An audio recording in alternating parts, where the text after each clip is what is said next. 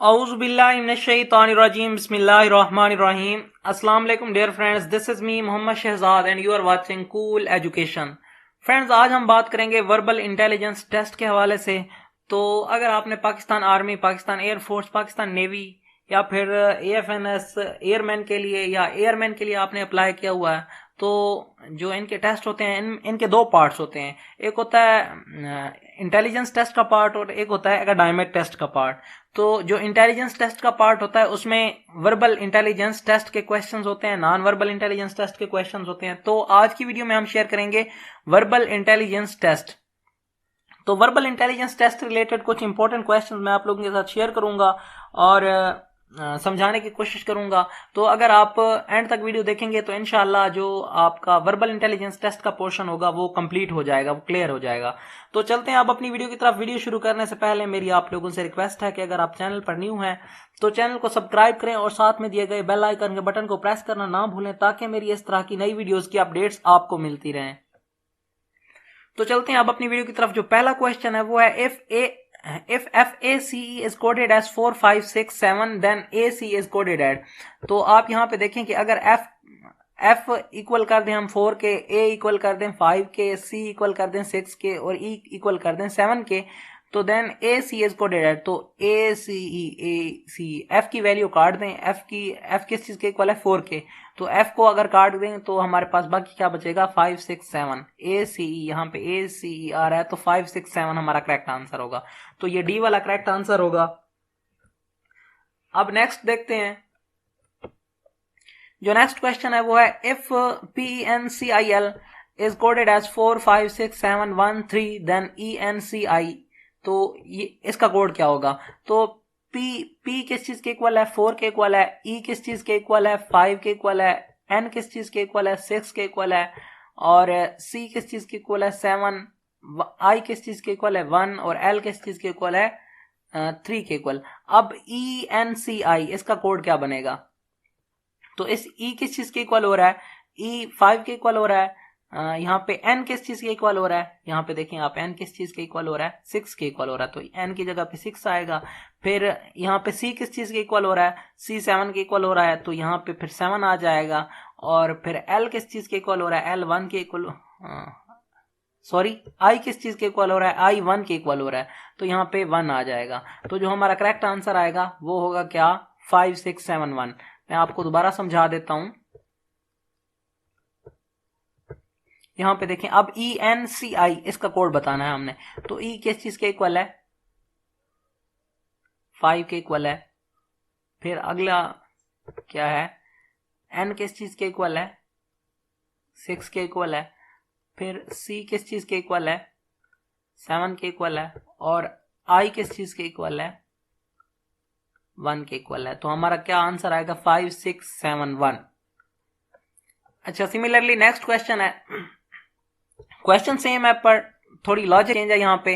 पहले वो मैं बता रहा था, इस तरह इंग्लिश के वर्ड्स दे रहा था, उनके सामने कोई वैल्यू लिख रहा था मैथमेटिकल, बट अब उसने क्या किया? इंग्लिश के वर्ड दिए हैं और उसकी वैल्यू भी सामने इंग्लिश के वर्ड्स ही दे दिए हैं। तो अब आप देखें कि F किस चीज के इक्वल है? H के इक्वल है। S किस चीज के इक्वल है? U के इक्वल है। T किस चीज के इक्वल है? M के इक्वल है। Q A और P N के इक्वल है। तो कह रहा है कि TST की आप वैल्यू बताएं क्या आएगी? TST का क्या कोड आएगा? तो आप देखें, T किस चीज के इक्वल है? T M के इक्वल है। Q किस चीज के इक्वल है? सॉरी, S किस चीज के इक्वल है? S जो है वो U के इक्वल है। और फिर आगे फिर T पूछ रहा है तो T किस चीज के इक्वल है? M के। MUM। तो ये C वाला हमारा करेक्ट आंसर होगा। सिमिलरली जो नेक्स्ट क्वेश्चन है वो कहता है if A is equal to 2, B is equal to 4, C is equal to 6 and so on, then what word the following number stands for? 10 10 8 32। तो इसके लिए जो कोड आएगा वो क्या आएगा? आप यहाँ पे देखें, A 2 के इक्वल है, B 4 के इक्वल है, C 6 के इक्वल है। तो जो D आएगा, C के बाद आता है D 8 के इक्वल होगा। D के बाद क्या आता है? E किस चीज के इक्वल होगा? 10। तो जो पहला आएगा वो हमारा आएगा, मैं आपको बता देता हूं, यहां पे देखें। अच्छा, तो C किस चीज के इक्वल है? 6 और C के बाद क्या आता है? E किस चीज के इक्वल होगा? 8 के। और E के बाद क्या आता है? F, जो सॉरी, सी किस चीज के इक्वल है, 6 के इक्वल है। सी के बाद आता है डी, डी किस चीज के इक्वल है, 8 के। और डी के बाद क्या आता है, ई, जो ई आएगा वो होगा 10 के इक्वल,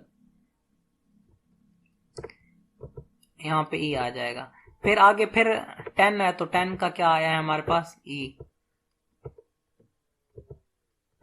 फिर आगे 8 है तो सी 6 के इक्वल है, सी के बाद आता है क्या, सी के बाद डी आता है, तो डी किस चीज के इक्वल होगा, वो 8 के इक्वल होगा।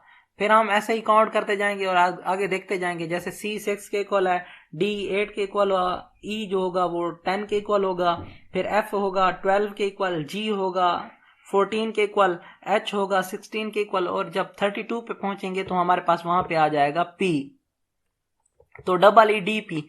तो ये वाला हमारा डी पे मिल रहा है हमें, ये करेक्ट आंसर होगा। देख लेते हैं हम, जी हाँ यही करेक्ट आंसर है।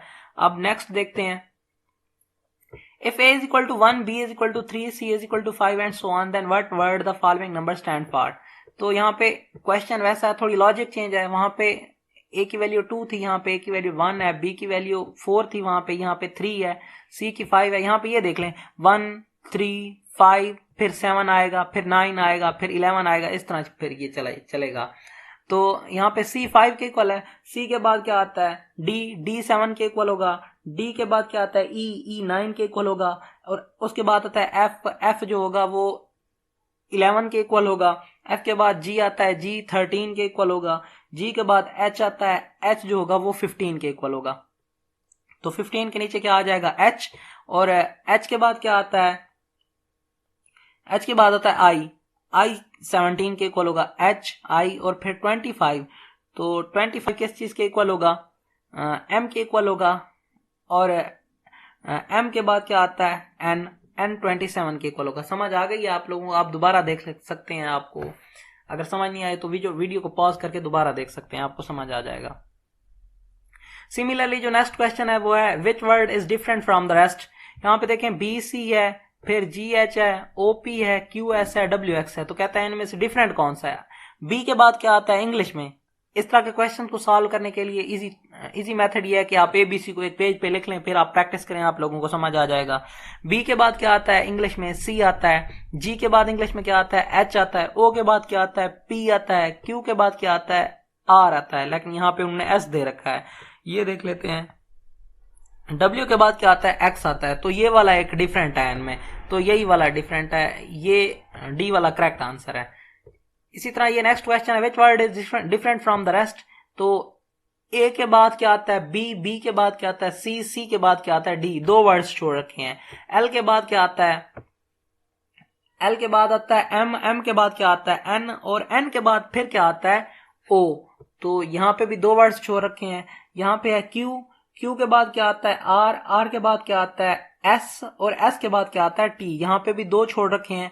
यहाँ पे देखते हैं U के बाद क्या आता है V के बाद क्या आता है W। तो यहाँ पे एक छोड़ रखा है, इसका मतलब ये डिफरेंट है। हम ये चेक कर लेते हैं। W के बाद क्या आता है X के बाद क्या आता है Y, और फिर आता है Z। यहाँ पे भी दो छोड़ रखे हैं, तो मतलब यही वाला डिफरेंट है इनमें, तो D करेक्ट आंसर है। इसके बाद FPEN is coded as RGP, then HUG is coded as. तो क्वेश्चन सेम पहले वाले क्वेश्चंस की तरह है, बट यहाँ पे लॉजिक और है। यहाँ पे देखें आपके, मैं आपको बता देता हूं, P कह रहा है इक्वल है R के, तो कैसे आया है P। अगर इंग्लिश में देखें तो P के बाद क्या आता है, P के बाद आता है Q, और फिर Q के बाद क्या आता है R। मतलब एक वर्ड छोड़ा है, उसके बाद जो नेक्स्ट वाला है वो इसका कोड बना दिया है। अब अगर देखें E के बाद इंग्लिश में हमारे पास क्या आता है F, और F के बाद क्या आता है फिर G, तो यहाँ पे ये G दे दिया। अच्छा यहाँ पे देखें N के बाद क्या आता है O, और O के बाद क्या आता है P, तो ये इसको कोड दे दें। अब कहता है कि इसका आप बताएं, तो हम देखेंगे H के बाद इंग्लिश में क्या आता है, H के बाद आता है I, और U के बाद क्या आता है, U के बाद आता है, सॉरी यहाँ पे आप देखें H है ना, H के बाद क्या आएगा, H के बाद आएगा I, और I के बाद क्या आएगा J। एक छोड़ना है ना, तो एक वर्ड छोड़ के फिर नेक्स्ट वाला लिखना है। U के बाद क्या आता है V और V के बाद क्या आता है W। और यहां पे देखें G के बाद क्या आएगा H और H के बाद क्या आएगा I। तो ये वाला करेक्ट आंसर होगा हमारा JWI। तो JWI कहां पे मिल रहा है D में मिल रहा है। सेम इसी तरह का क्वेश्चन आ सकता है बट वो यहां पे ये दे सकता है कि P के बाद क्या आता है इंग्लिश में।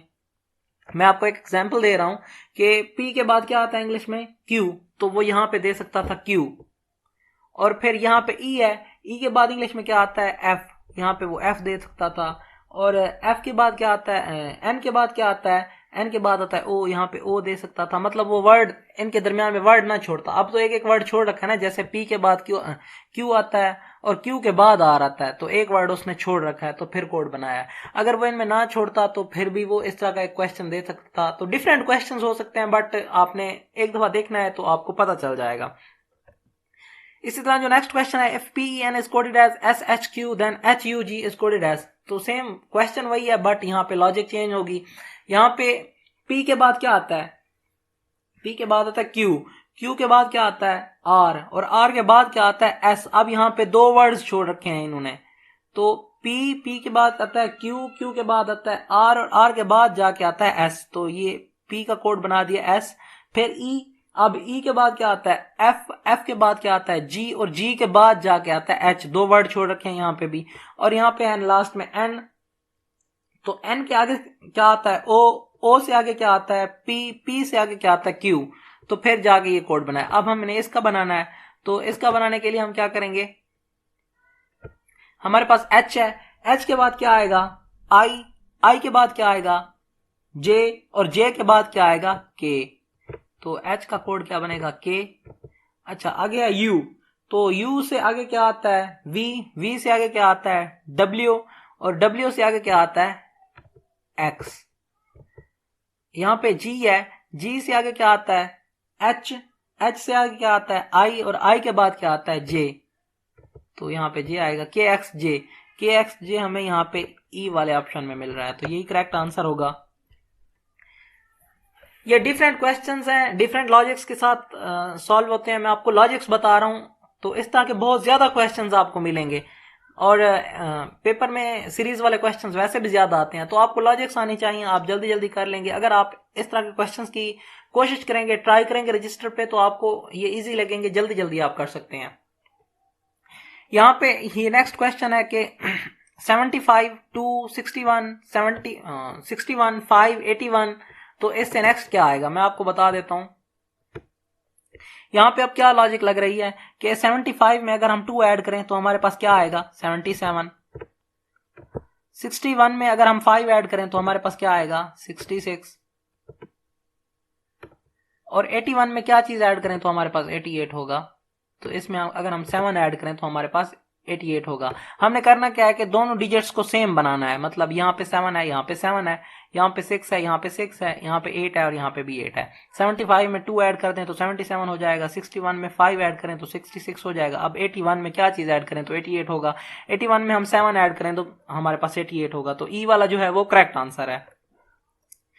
अच्छा, सिमिलरली नेक्स्ट क्वेश्चन है, what number comes next in the following series 55 5 64 4 76 6 98 and so on. तो 55 में अगर हम 5 ऐड करें तो हमारे पास क्या आता है 60। मैं आपको समझा देता हूं।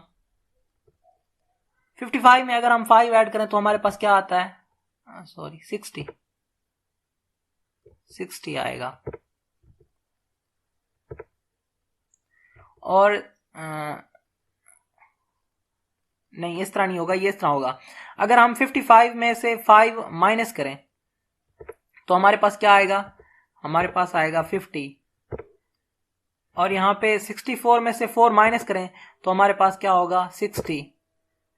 और यहाँ पे 76 में से 6 माइनस करें तो हमारे पास क्या होगा 70।